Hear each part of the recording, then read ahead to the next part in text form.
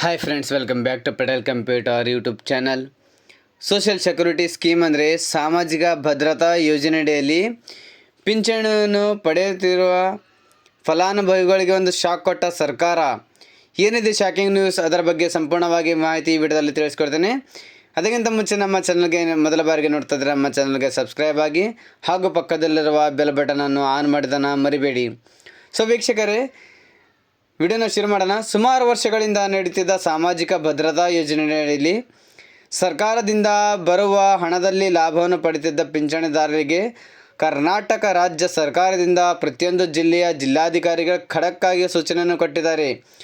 ಏನದು shocking news ಅಂದರೆ, ಕಂದಾಯ ಇಲಾಖೆಯಲ್ಲಿ ಬರ್ತಕ್ಕಂಥ ಸಾಮಾಜಿಕ ಭದ್ರತಾ ಯೋಜನೆಯಡಿಯಲ್ಲಿ ಬರುವ ಇಂದಿರಾ ಗಾಂಧಿ ವೃದ್ಧಾಪ್ಯ ಯೋಜನೆ ಹಾಗೂ ಸಂಧ್ಯಾ ಸುರಕ್ಷಾ ಯೋಜನೆಯಡಿಯಲ್ಲಿ ಸುಮಾರು 24 ಲಕ್ಷ ಜನರು ಅನರ್ಹರ ಪತ್ತೆಯನ್ನು ಮಾಡಲಾಗಿದೆ. ಇಂದಿರಾ ಗಾಂಧಿ ಯೋಜನೆಯಡಿಯಲ್ಲಿ 21,87,000 ಜನ ಫಲಾನುಭವಿಗಳಿದ್ದಾರೆ. ಅದರಲ್ಲಿ 9 ಲಕ್ಷ ಜನರು ಅನರ್ಹರು ಇದ್ದಾರೆ.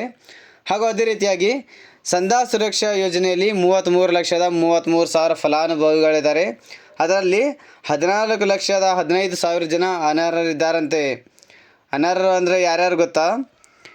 APL ಕಾರ್ಡು ಹೊಂದಿದವರು, IT GST ಪೇಮೆಂಟ್ ಮಾಡ್ತಕ್ಕಂಥ ಒಂದು GST ಪೇಯರ್ ಇದ್ದಂಥ ಹೊಂದಿದವರು, ಹಾಗೂ ಆದಾಯ ಹೆಚ್ಚು ಇರುವವರು, ಕಡಿಮೆ ವಯಸ್ಸು ಇರ್ತಕ್ಕಂಥವರು, ಕುಟುಂಬದಲ್ಲಿ ಸರ್ಕಾರಿ ನೌಕರಿ ಹೊಂದಿದವರು, ಶ್ರೀಮಂತರು, ಇಂಥವರೆಲ್ಲ ಸೇರಿ ಸುಮಾರು 24 ಲಕ್ಷ ಫಲಾನುಭವಿಗಳು ಅನರ್ಹರಿದ್ದಾರೆ.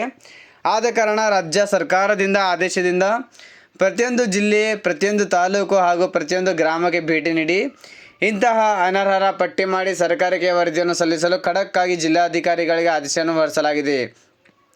ನಿಮ್ಮ ಮನೆಯಲ್ಲೂ ಕೂಡ ಒಂದು ಅನರ್ಹರ ಪಟ್ಟಿಯಲ್ಲಿ ನೀವು ಹೆಸರು ಇದೆಯಾ ಅಂತ ಇದ್ದರೆ ಪಿಂಚಣಿಯೂ ಕೂಡ ರದ್ದಾಗಲಿದೆ. ಏನಾದರೂ ನೀವು ಅರ್ಹ ಫಲಾನುಭವಿಯಾಗಿದ್ದಲ್ಲಿ ನಿಮ್ಮ ಗ್ರಾಮ ಲೆಕ್ಕಾಧಿಕಾರಿಗಳಿಗೆ ಭೇಟಿ ನೀಡಿ ಇದೇ ರೀತಿಯಾಗಿ ಪಿಂಚಣಿ ಯೋಜನೆಗಳ ಬಗ್ಗೆ ಏನಾದರೂ ಡೌಟ್ಸ್ ಇದ್ದರೆ ಕಮೆಂಟ್ ಬಾಕ್ಸಲ್ಲಿ ಕಮೆಂಟ್ ಮಾಡಿ. ಇದೇ ರೀತಿಯಾಗಿ ಉಪಯುಕ್ತ ಮಾಹಿತಿಯನ್ನು ಪಡೆಯಲು ನಮ್ಮ ಚಾನಲ್ಗೆ ಸಬ್ಸ್ಕ್ರೈಬ್ ಆಗಿ, ವಿಡಿಯೋನ ಲೈಕ್ ಮಾಡಿ, ಫ್ರೆಂಡ್ಸ್ ಜೊತೆಗೆ ಶೇರ್ ಮಾಡಿ. ನಾನು ಮತ್ತೆ ಹೊಸ ಮಾಹಿತಿಯೊಂದಿಗೆ ಭೇಟಿ ಆಗ್ತೇನೆ ಮುಂದಿನ ವಿಡಿಯೋ ಜೊತೆಗೆ. ಅಲ್ಲಿವರೆಗೂ ನಮಸ್ಕಾರ, ಧನ್ಯವಾದಗಳು, ಶುಭ ದಿನ.